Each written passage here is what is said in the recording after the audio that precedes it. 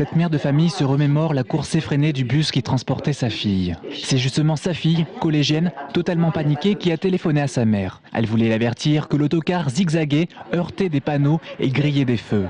La mère de famille est donc allée retrouver le bus pour le stopper alors qu'il refusait jusqu'à présent de s'arrêter, même après un accrochage avec un autre véhicule. J'avais l'impression que le bus allait partir dans le Cher et on était là derrière, on ne pouvait rien faire.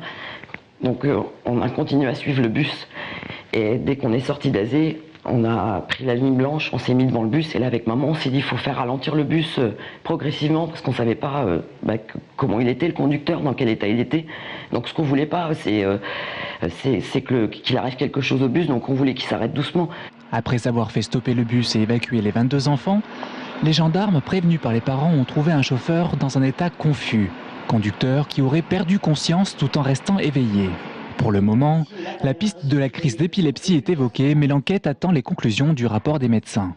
En savoir davantage sur les responsabilités des uns et des autres. C'est-à-dire que, est-ce que Filvert, quand ils l'ont embauché, à la visite médicale d'embauche, est-ce qu'il y avait connaissance de cet état de fait?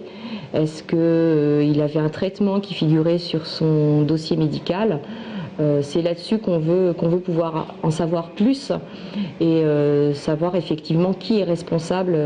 Voilà. On ne veut pas que lui prenne tout non plus si la responsabilité est partagée. Nous demandons aux transporteurs de faire le nécessaire pour avoir des conducteurs habilités et capables au volant.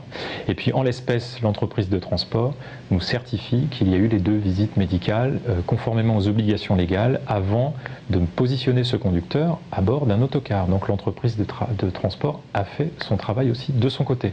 Maintenant au niveau individuel, je ne sais pas vous dire si c'est la première crise qu'a eu ce conducteur, si c'est une crise parmi d'autres. Pour le moment, le chauffeur de bus est interdit de conduire pour au moins 1 mois.